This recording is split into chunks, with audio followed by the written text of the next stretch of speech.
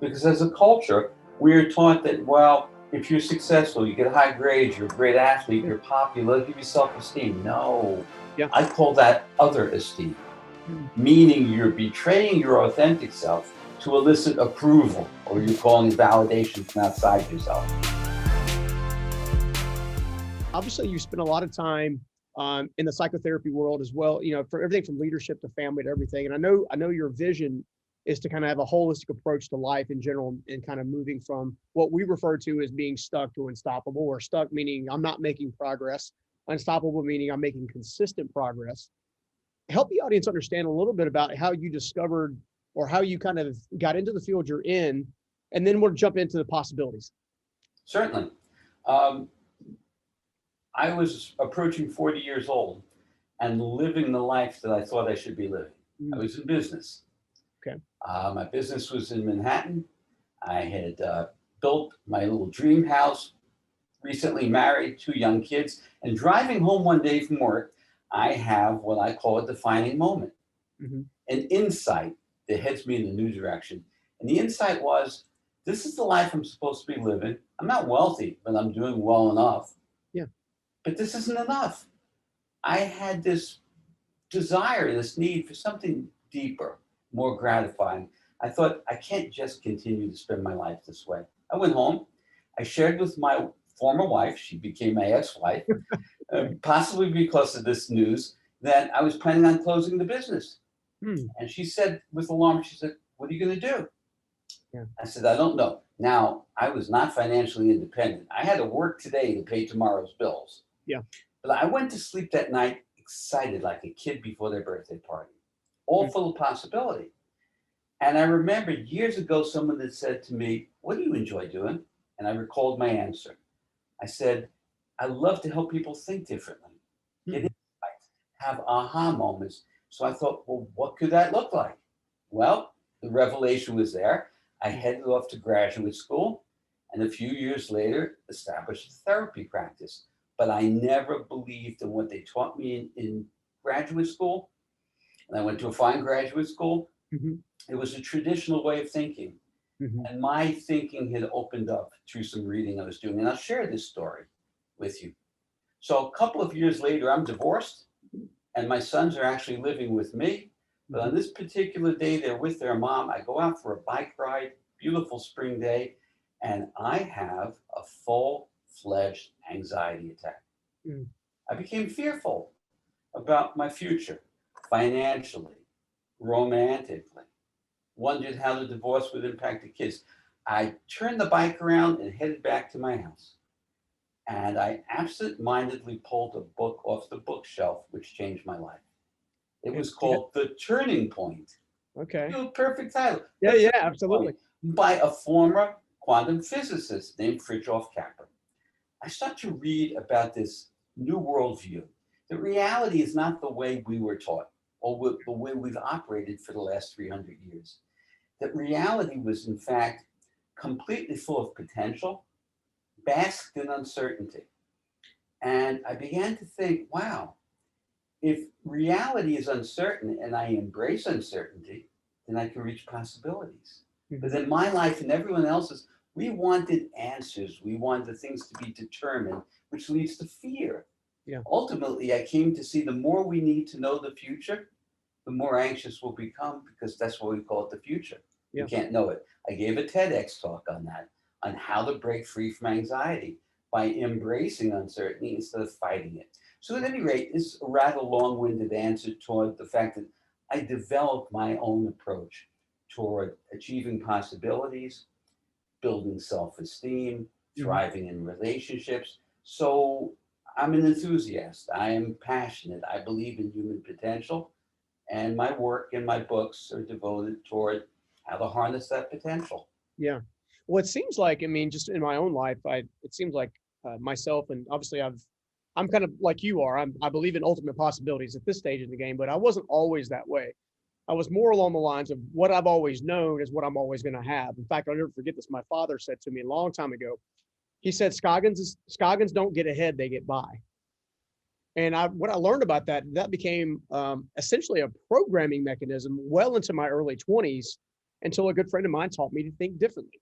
He said, there's people who develop happiness and prosperity in life think a specific way, and people who never find it or never discover it also think in a specific way. And as a result, I had to look at my own limiting beliefs and roadblocks and mechanisms, stuff like that, that kind of changed that pivot for me. Help the audience understand a little bit about what hinders somebody from actually seeing quote unquote ultimate possibility within themselves. The way I'll begin is by saying there's a common belief, and that common belief is it's hard to change. Mm, Well, that belief is a self-fulfilling prophecy. yeah.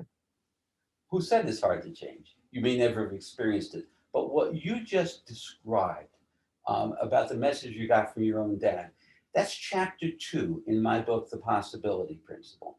It's how we come into life full of possibilities, Mm-hmm. but because of an acute moment in life or chronic messages, often from parents, our sense of self or identity, it gets narrowed.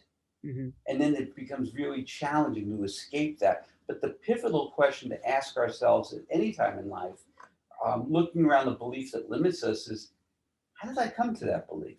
Yeah. Oh, that's what my dad said. Oh, what if my dad hadn't said that? Yeah. What if I had a different dad? So how did I come to that belief? And what makes me think that belief is true? Yeah. Now, from beliefs, we have millions of thoughts that come out of our beliefs. So my work is devoted very much toward helping people see their thought. You see, thought happens, we don't see it. Mm-hmm. But when I teach you to see the thought, so it's like a muscle memory. It's like knocking at the door. You hear the knock, you don't have to open the door. I can learn and teach people to see the thought and say, well, I'm having a thought. It's an old fearful thought. Well, I don't want to go there. Yeah. Or it's a thought that's misleading me. It's just a thought. When we can see thought and old beliefs, we are free to embrace possibilities. So would you say that maybe that we have a terminology we use, which is we refer to as the challenge thought. So any thought that comes over a negative nature, we would like you to challenge it with an equal but opposite response. So, for example, a thought, I'm not good enough. The challenge thought would be something in the nature of, no, I'm amazingly gifted. I just got to figure out where my aim at. Yeah. You see, my approach is a bit different because then I could have a war being waged between two opposing thoughts, and who knows which one will win. Yeah. I'd rather see that old limiting thought, I'm not good enough, and look at it and say, ah, there's that little thought coming again. It's kind of, the technique I teach could be like fishing. Guys go out there and they fish and release. You catch the fish, you release it. Sure. Right? I do that with thought because I don't want to battle this thought with that thought. I want to come into a place of stillness and presence within me where I can achieve intuitive wisdom, a deeper way of knowing. I don't get there when I'm in thought. I found that there's a sense of me that I can develop in the people I work with, which is inherently far more brilliant than just thought, even if it's a good thought. Yeah. There's a deep place of wisdom that we can access when we can quiet ourselves from thought. Well, a lot of times when we go in that quiet moment, that's when we can ask some of the more difficult or challenging questions. And one of the things I've discovered a long time ago is the type of question that I ask myself, my brain is going to give me the response to answer that type of question. So if I say, why am I not good enough? Or why does nobody love me? My brain answers that. If I ask my brain, what can I learn from this? Or what can I challenge this? Or how can I shape this? My brain will answer in likewise. Do you find that one of the biggest things that limits ultimate possibilities is literally the way in which we kind of ask ourselves specific questions, maybe? Very much so. And I wrote an article called The Power of Questions. Imagine a school system where, kids are in class, the teacher asks a question, you think if you have the answer, you raise your hand. It's boring, it's dull. What's that going on? Now imagine an educational system in which the kids are rewarded for asking the best question. And great questions don't have easy answers. Yeah. So in relationships, doing marital counseling, I see that, boy, the power of a question. She says to her husband, I'd like you to become more verbally intimate. And he goes off into his thing, but she doesn't ask, would you like to be that person? Yeah. Right? So yes, on a relationship with ourselves, Steve, asking ourselves, How could I be more at peace with myself? What Mm. would make me feel more gratified or fulfilled? Questions like that point where you're paying attention. The power of a question is the question directs where our attention goes. Yeah, The absolutely. answer doesn't. The answer is just the conclusion. So I Absolutely. agree with you. It's the power of questions. Yeah, I mean, it definitely is a directional method to maintain focus. I know there's someone that's escaped me at the moment that always says that what you focus on, you feel. If you Yes. focus on all the pain that you've had, all the traumatic experiences you had, maybe a broken relationship, the betrayal, you consistently repeat that and you consistently feel that on a regular basis because of that essentially movie stream in the mind. Consequently, if you're able to focus on possibilities, which is one of the reasons I like your work so much, if you're able to focus on possibilities, you're able to eliminate a lot of those limiting beliefs and instead, start building bridge beliefs to actually getting those possibilities to become reality. As you begin to look at this entire thing, especially as it goes from what I refer to as the mind thing to the tactical thing, how are you able to bridge the hope of possibility to a tactical action? Okay. So first, I'd have to say there are people who will be listening to this interview who will think of possibilities in a negative way. You and I are using it in a positive way. Sure. So let's take a sentence that starts with the words "what if." Hmm. Now, there are those who say "what if" in a positive, thoughtful, optimistic way. Yeah. Those who say "what if," which leads to anxiety.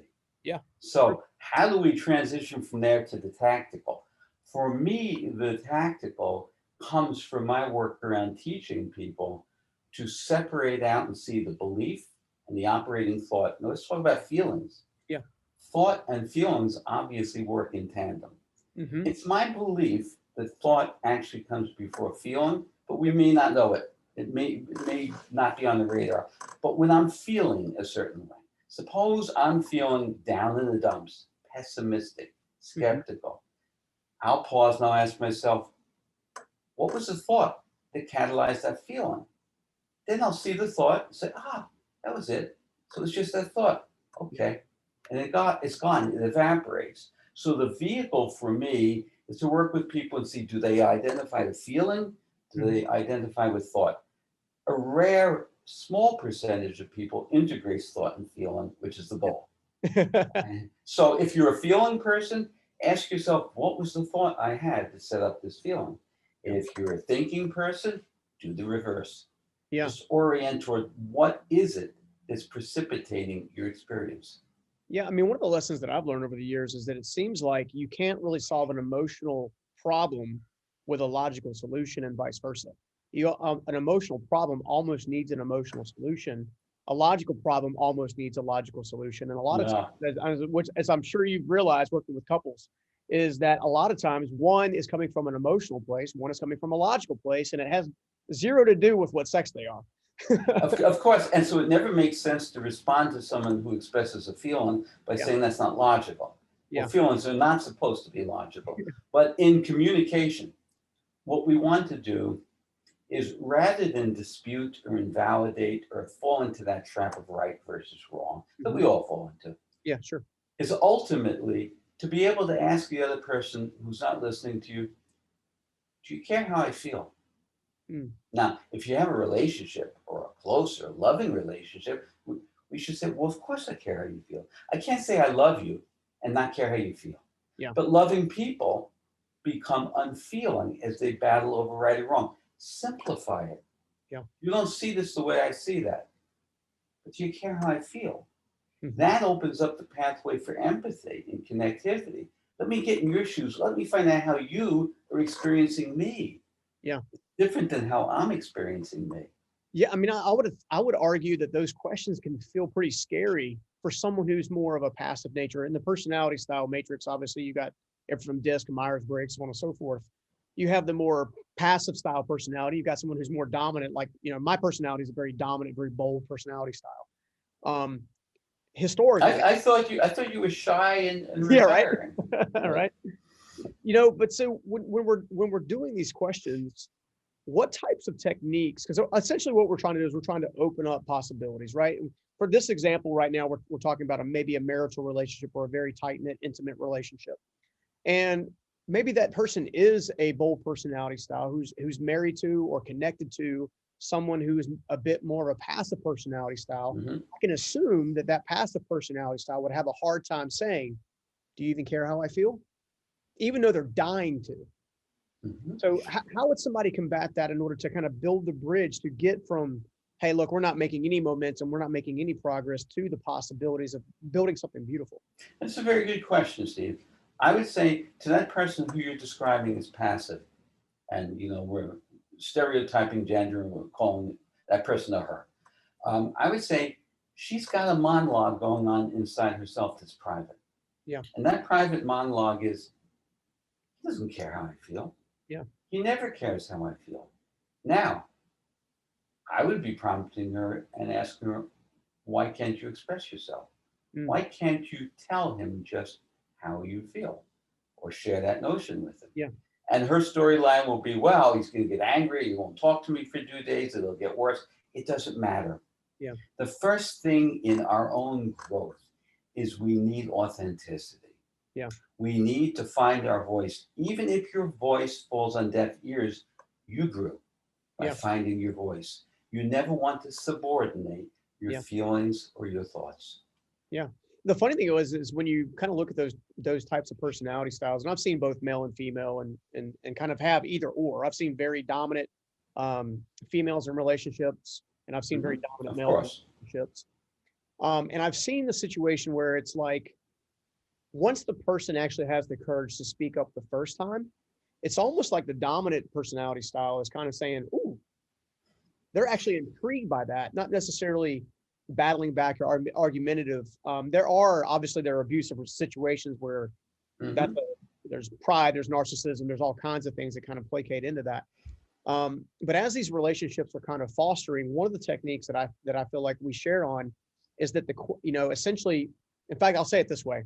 I had a quote one time when I was presenting on stage that used to go something like this. It would say, "Questions open hearts, statements close them." And when you're Hmm. trying to actually build those connection points to actually build a bridge, keep asking questions until other person has their aha moments, right? That other person, if you keep asking why enough times or how enough times, or what's right, what's wrong, what's missing, what's confusing. What I heard you say was all these different parts and pieces seem like you can get the conversation going that breaks down the barriers to actually open the door for transparency. So it's important. Tone matters and Hmm. intention matters. If the why sounds prosecutorial, Hmm. like gotcha, then the why won't get us anywhere. Yeah. The why needs to come from genuine curiosity. There's a technique I teach couples, which I call shared meaning. Okay. They're talking about something. Let's call it intimacy. They're Yeah. arguing. She says to him, you have no idea how to be intimate. He says, I have no idea. Are you kidding? And I said, guys, could you take a moment and share with each other what you each mean by the word intimate? Yeah. Talking about two different things: Yeah. physical, sexual, emotional. Shared meaning slows down. And when we ask questions around shared meaning, which is, I just heard you say this. So I want to be sure that I got that the way you intended it. So, it's a gentle inquiry. Yeah. So asking questions, but from the right spirit, from the right tone, out of my desire to truly understand what it feels like to be you. Yeah. That's the manner in which we ask the questions. Well, as we're continuing to look at the relationship side of things and we're talking about possibilities, it seems like, I mean, I know couples that have struggled for decades trying to build a bridge with each other, and they love each other to keep fighting either with each other and for each other, but have yet to actually listen to one another. How important is it to actually have a mediator? Because I know a lot of those couples would, and from my perspective, would benefit from just having someone that can help them translate. Essentially, that's what psychotherapy and therapy in general is. It's a translation tool, is it not? Well, and completely. There are techniques I share, but I'm going to move back into your question in the moment. One technique that I developed, I call it the 5% rule. Okay. So if you're in a disagreement or an argument, the way our mind operates is we're hearing whatever we hear that we're going to dispute and prove it's wrong. That's our instinct. Hmm. We need to do the opposite. We need to search for any small percent. I called it 5%.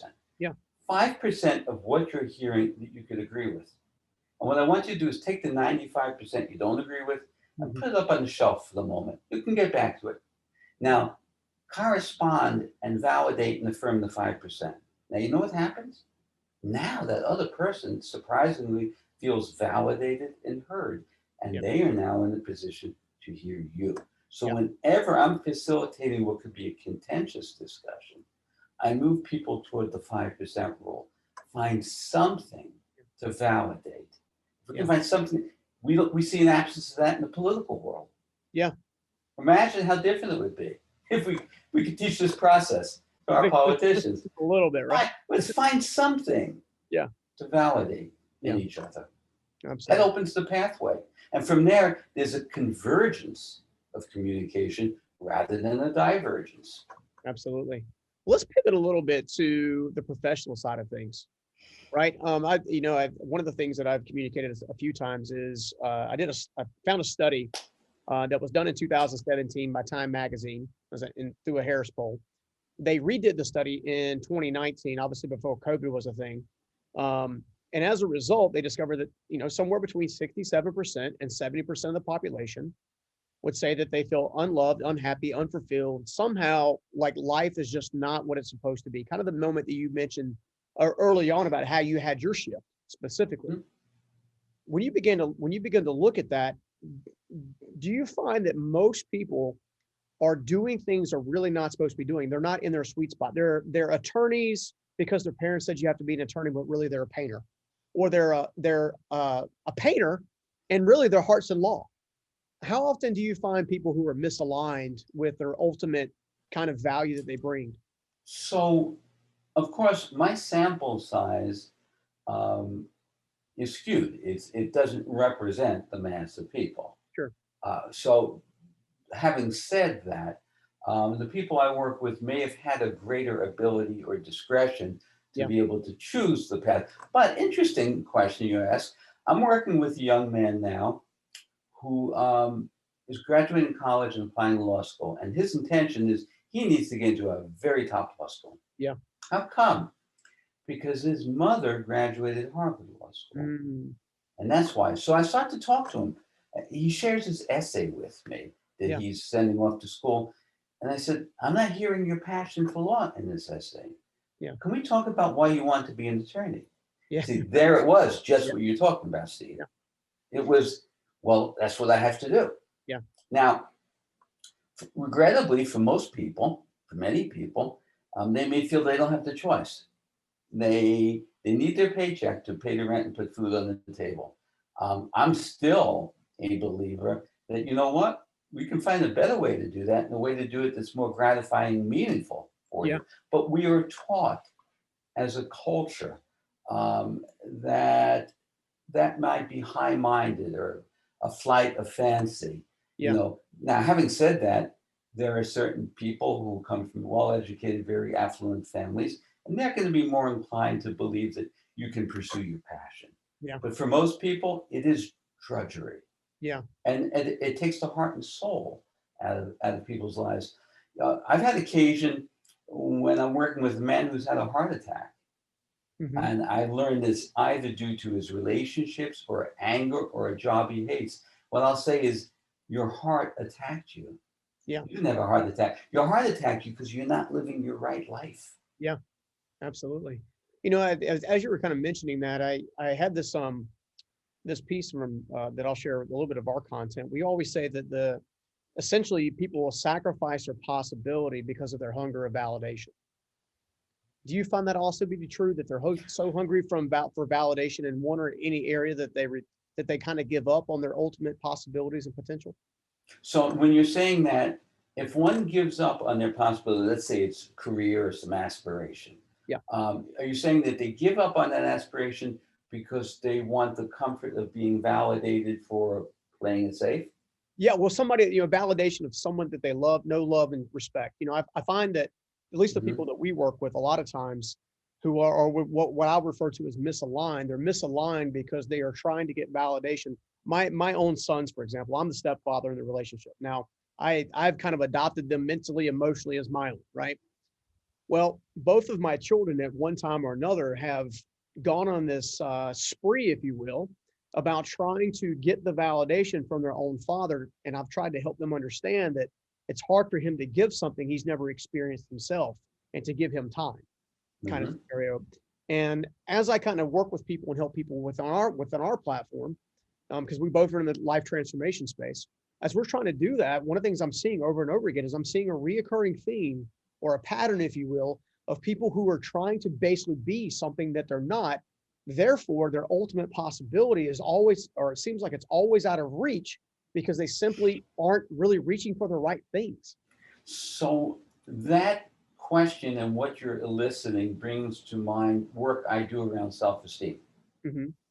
I propose that the term self-esteem is misunderstood. It's a misnomer because as a culture, we are taught that, well, if you're successful, you get high grades, you're a great athlete, Yeah. you're popular, give you self-esteem. No, Yeah. I call that other esteem, Mm. meaning you're betraying your authentic self to elicit approval, or Mhm. you're calling it validation from outside yourself. Yeah. And as a culture, we are horribly informed around authenticity. We're Mhm. taught to pursue other esteem, and that's what you're describing. Yeah. Genuine, authentic self esteem means I won't betray my true self.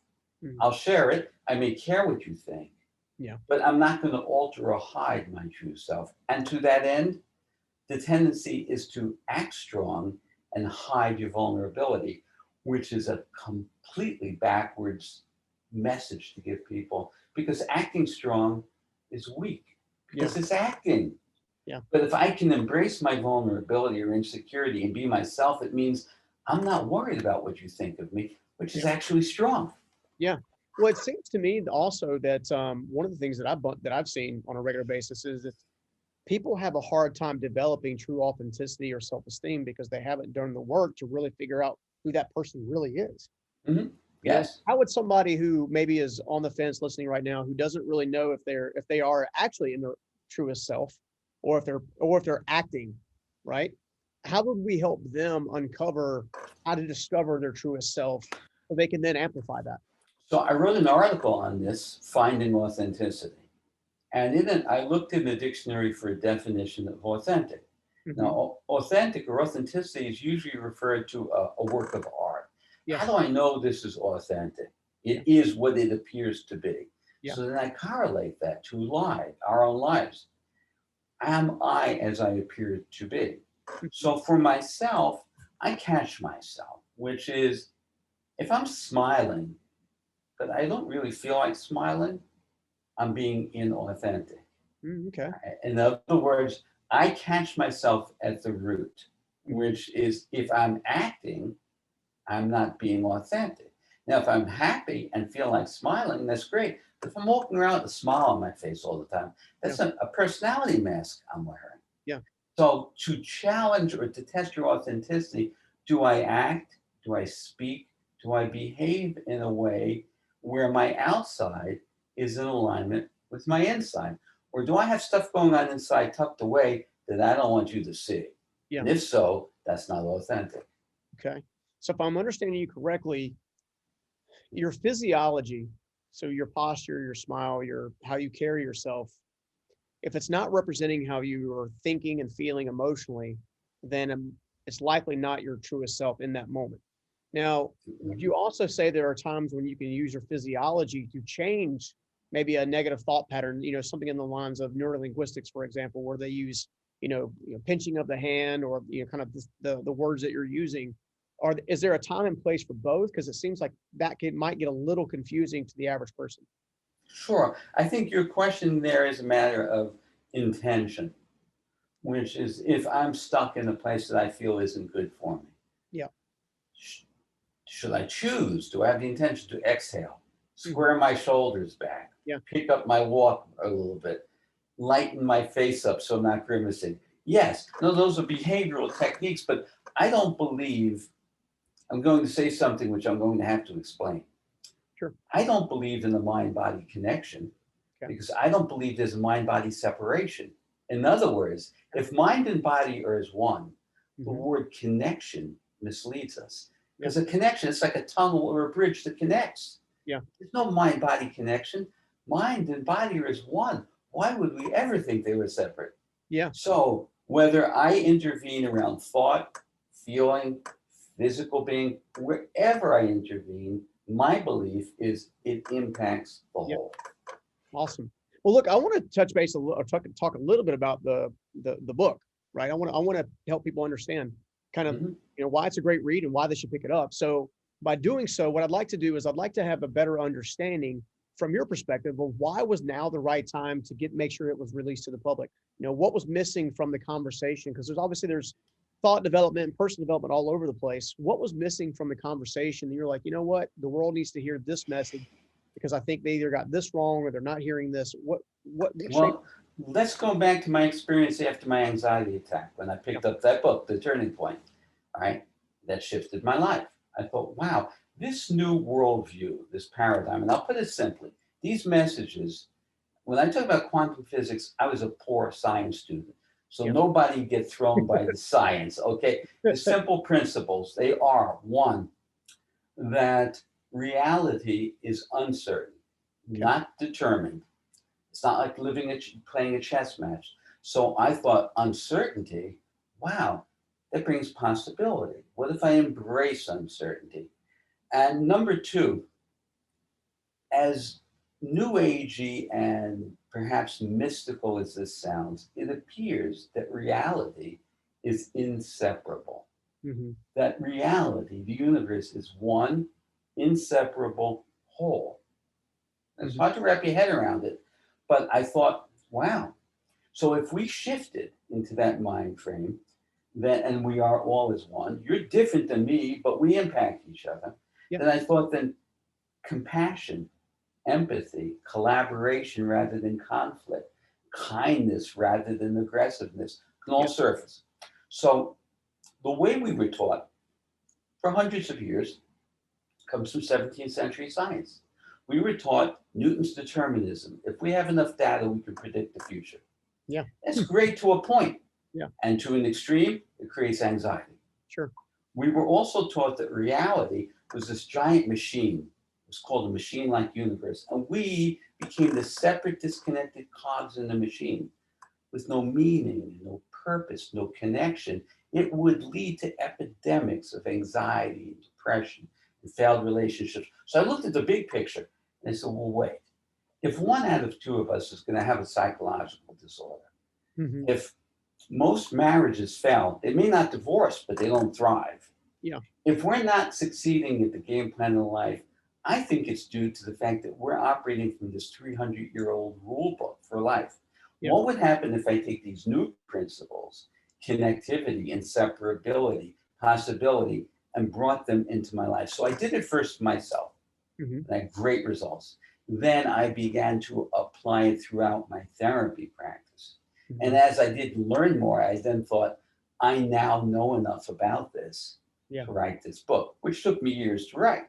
So Sure. the book teaches us to transcend our limitations. So whether it's to improve your communication or your relationships, to Mhm. overcome anxiety or depression, Yeah. to actualize to your greatest possibility, it's about all of that.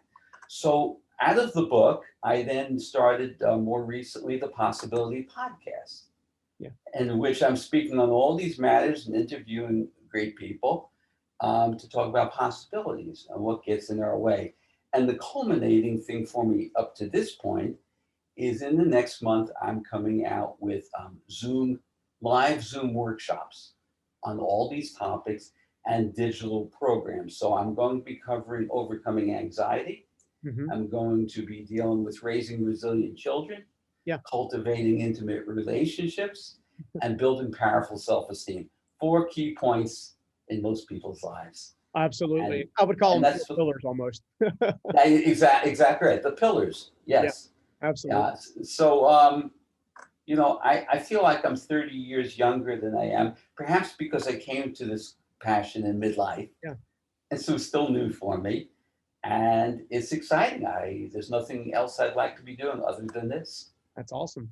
Well, look, in the book, is there a specific chapter that you just enjoyed writing more than another? I'm just curious. I always like to ask that of authors because Yeah. as an author myself, there's I always have my favorite chapters, and it seems like everybody else's favorites are different than mine. So the first two chapters were challenging because I had to take some very abstract Yeah, ideas, philosophy and science, and not write on an academic level. yeah, My intention was to bring this down so regular people can get it. Those were challenging. But mhm, when I came to the chapter, which was called Recreating Your Past, mhm, and it goes to what you were speaking about earlier when your dad said to you, "We get by, we don't get ahead." yeah, I call those wave collapses. And there's a reason why it's a quantum physics term. It's about when the place of pure potential collapses and becomes a specific thing. And metaphorically, that's what started happening to us. So that was my favorite chapter, which is we roll up our sleeves and I show you how you can get out of that confinement, out of that trap of those beliefs that limit you. yeah. And I think that that's something everybody needs. That's one of the We reasons why. all do. Yeah, that's one of the reasons why I think it's such a good read is to make sure that you actually have what we call breakthrough all the time. That's right. Breakthrough is nothing more than going to the next level. That's it. And I remind people that we can't call it a breakthrough if we don't sustain it and go to the next breakthrough. Otherwise, it's like a gravity field. We're going to get pulled back. Yeah, absolutely. Well, dude, I've enjoyed hanging out with you and hearing about your Great story. talking with you. Tell everybody where they can find more about you and maybe even pick up the book to understand, to get that Sure. breakthrough. I would say, folks, go to my website, which has everything. And it's my name, MELSCHWARTZ.com. You'll find everything you need there. Rock on. All right, guys, you heard it. Make sure you go visit melschwartz.com, pick up the book, learn a little bit more about Mel and what he has to offer. Maybe check out these new Zoom classes and enjoy the rest of your time, my friend. Thank you so much for coming on again, brother. I really appreciate it. Thank you, Steve. Great talking with you. All right, take care. You're welcome. There was a lot of value bombs in that episode. And if you like that one, I know you're going to love this interview right here. So check it out.